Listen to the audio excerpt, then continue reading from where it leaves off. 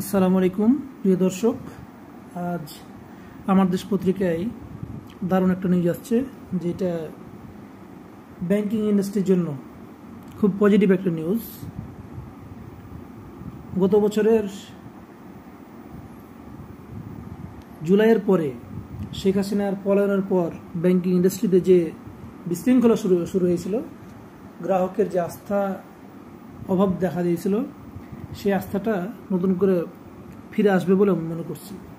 দেখুন, পত্রিকা আসছে যেটা 6 মাসে ব্যাংকে ফিরল 21,000 কোটি টাকা। অ্যামাউন্টটা কিন্তু অনেক বড়, কারণ এই আগস্ট সেপ্টেম্বরের দিকে প্রত্যেকটা ব্যাংকে, বিশেষ করে সোশ্যাল ইসলামী bank, national bank, Padma bank, এছাড়া এক্সিম ব্যাংক, আরও কিছু ব্যাংক যেগুলোর গ্রাহকদের যে চাপ, সেই চাপের কারণে ভয়ঙ্কর আকার ধারণ করছিল।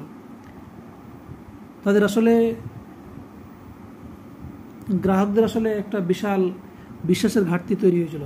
দেখুন, এখানে লেখা আছে, পতিত আওয়ামী লীগ সরকারের ক্ষমতার শেষ 10 মাসে মানুষ ব্যাংক থেকে টাকা তুলে নিজেদের হাতে ধরে রাখতে শুরু করেন।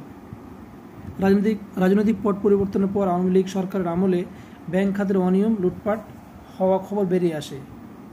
এতে এ খাতের উপর মানুষের আস্থার আরও অবনতি হয়। আস্থা কমার প্রভাবে মানুষ ব্যাংক থেকে টাকা তুলে নেয়। এতে গত আগস্টে ব্যাংক ব্যবস্থার বাইরে রেকর্ড 2,94,434 কোটি টাকা স্থিতি দাঁড়ায়।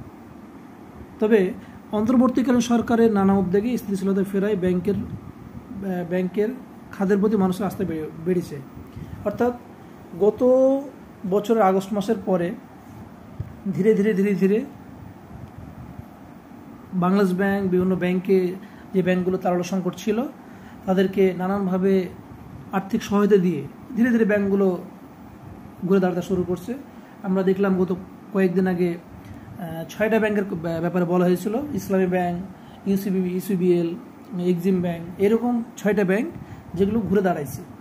অর্থাৎ বিগত অক্টোবর নভেম্বরের দিকে বা নভেম্বর পর্যন্ত তারা বাংলাদেশ ব্যাংকের সহযোগিতা নিয়ে তাদের যে অর্থনৈতিক সংকট ছিল, তারল্য সংকট, সেটা মোকাবেলা করছিল।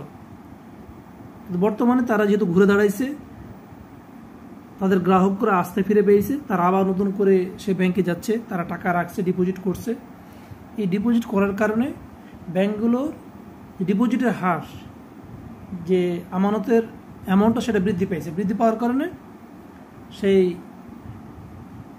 ঘাটতিটা অনেকটাই ফুলফিল হয়েছে। সে কথাটা এখানে বলছে যে গত